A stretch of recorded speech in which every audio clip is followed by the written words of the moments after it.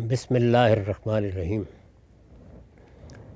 عن ابی موسیٰ عن النبی صلی اللہ علیہ وسلم قال رأیت فی المنام انی اہاجر من مکۃ الی ارض بها نخل فذهب بہلی الی انہا الیمامہ او حجر فاذا هی المدینۃ یثرب ورأیت فی رؤیایا هذه انی حززت سیفا فانقطع صدر فاذا هو ما اصیب من المؤمنین یوم احد ثم حززته اخرى فعاد احسن ما كان فاذا هو ما جعل له به من الفتح واجتماع المؤمنین ورأیت فيها ایضا بقرا والله خیر فاذا هم النفر من المؤمنین یوم احد وَإِذَا الْخَيْرُ مَا جَعَلَ اللَّهُ بِهِ مِنَ الْخَيْرِ بَعْدَ وَالثَّوَابُ الصِّدْقُ الَّذِي آتَانَا اللَّهُ بَعْدَ يَوْمِ بدر۔ یہ صحیح مسلم کی روایت ہے، رقم ہے 4224۔ ترجمہ ہے، ابو موسیٰ اشعری نبی صلی اللہ علیہ وسلم سے روایت کرتے ہیں کہ آپ نے فرمایا، میں نے خواب میں دیکھا کہ میں مکے سے ایک ایسی سرزمین کی طرف ہجرت کر رہا ہوں جہاں کھجور کے درخت ہیں۔ یہ رسول اللہ صلی اللہ علیہ وسلم کے خوابوں کا باب ہے، ہم اس کا مطالعہ کر رہے ہیں۔ اس میں پہلے بھی بعض خواب زیر بحث آئے ہیں، یہ بھی ایک خواب ہے جو رسول اللہ کو دکھایا گیا۔ میں توجہ دلا چکا ہوں کہ ایک تو قرآن ہے جو اللہ کے پیغمبر کی طرف نازل ہوتا تھا، اور بعض موقعوں پر قرآن کے علاوہ وحی آتی تھی اور اللہ تعالیٰ کسی وقتی معاملے میں ہدایت بھی دیتے تھے، لیکن جو کچھ مستقبل میں پیش آنے والا ہے وہ زیادہ تر رویا میں دکھایا گیا ہے، یعنی خواب میں۔ تو یہ خواب بھی دیکھا کہ میں مکے سے ایک ایسی سرزمین کی طرف ہجرت کر رہا ہوں جہاں کھجور کے درخت ہیں۔ اب خواب آیا ہے تو ظاہر ہے کہ آدمی کو خیال ہوتا ہے کہ اس میں کیا بات دکھائی گئی ہے۔ تو یہ تو واضح ہے قرآن سے کہ آخری زمانے میں خود رسول اللہ کو بار بار توجہ دلائی جا رہی تھی کہ اب اس قوم کو چھوڑ دینا پڑے گا۔ قرآن مجید بتا رہا تھا کہ اگر یہ اس مرحلے تک پہنچ گئے کہ پیغمبر کی جان لینے کے درپے ہو گئے تو پھر ہم ہجرت کی اجازت دے دیں گے۔ یہ بھی بتایا جا رہا تھا کہ ہجرت کی کوئی جگہ میسر آئے گی تو یہ اس بستی کی طرف ہجرت ہوگی، ورنہ وفات دے دی جائے گی۔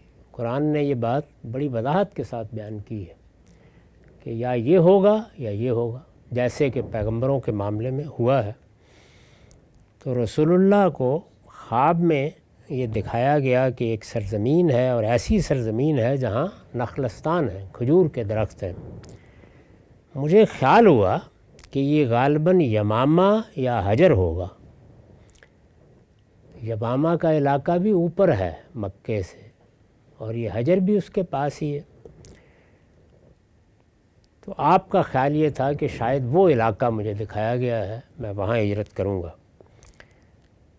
اس سے یہ معلوم ہوتا ہے کہ پیغمبر بھی جب تعبیر کریں گے تو اسی طرح کریں گے، یعنی اندازہ ہی لگاتا ہے آدمی۔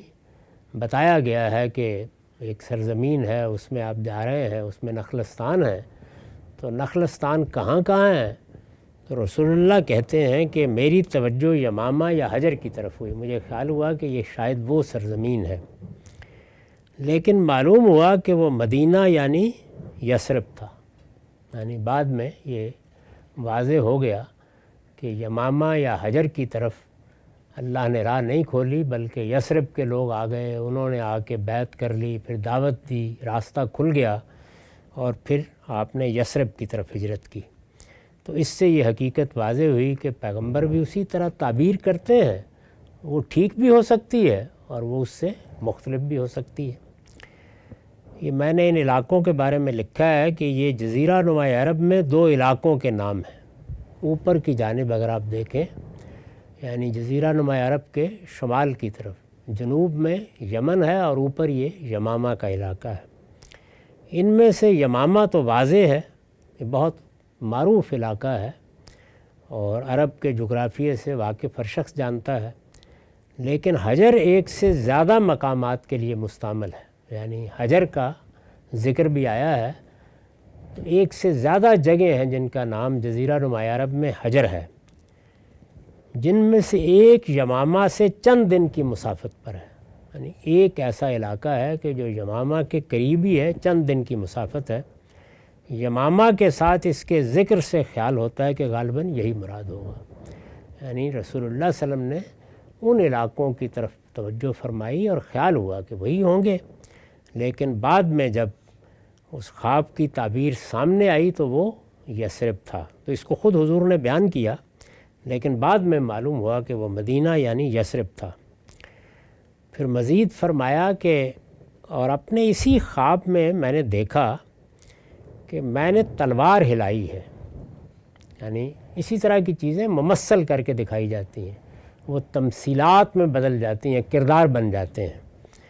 میں نے دیکھا کہ میں نے تلوار ہلائی، تو اس میں یہ دیکھیے کہ خود پیغمبر اپنے آپ کو دیکھ رہے ہیں، تو وہ اپنے آپ کو دیکھ رہے ہیں اور اس میں جو تلوار ہلائی جا رہی ہے وہ ایک تمثیل ہے جس میں ڈھال دیا گیا ہے۔ میں نے تلوار ہلائی تو اس کا اگلا حصہ ٹوٹ گیا، یعنی جیسے ہی تلوار نام سے کھینچ کے ایسے اس کو لہراتے ہیں، تو حضور نے بتایا کہ میں نے خواب میں دیکھا، اسی خواب میں جو ہجرت کا خواب ہے، کہ اگلا حصہ ٹوٹ گیا۔ تو اب یہ فرماتے ہیں کہ یہ بھی بہت بعد میں واضح ہوا کہ کیا مراد تھی اس سے۔ تو فرمایا سے یہ وہی حادثہ تھا جو مسلمانوں کو احد کے دن پیش آیا، یعنی وہ مجھے اس طرح سے اس وقت دکھایا گیا، حضور آئے، بدر کا معرکہ پیش آیا، اس میں ظاہر ہے مسلمانوں کو فیصلہ کن فتح حاصل ہوئی اور قریش کی پوری قیادت کھیت رہی، تو وہاں تو اس طرح کی کوئی چیز نہیں ہوئی۔ تو پھر بعد میں جب احد کا حادثہ پیش آیا تو اس میں وقتی طور پر ہزیمت ہو گئی تھی، تو اب آپ نے یہ تعبیر اس کی گویا مصداق سامنے آ گیا، تو پھر پتہ چلا کہ وہ تو یہ بات تھی۔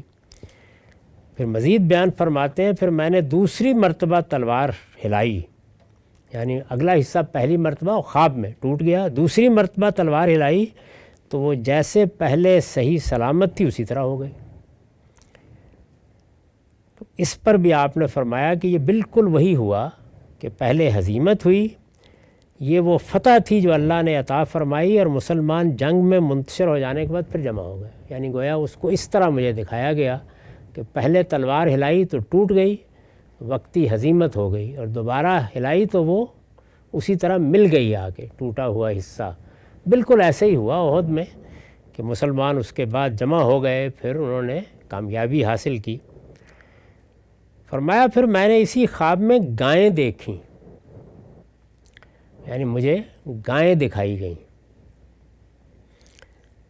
اب ظاہر ہے کہ اس کی کیا تعبیر تھی، تو آپ فرماتے ہیں کہ بخدا وہ بھی خیر ہی تھا۔ وہ کیا خیر تھا؟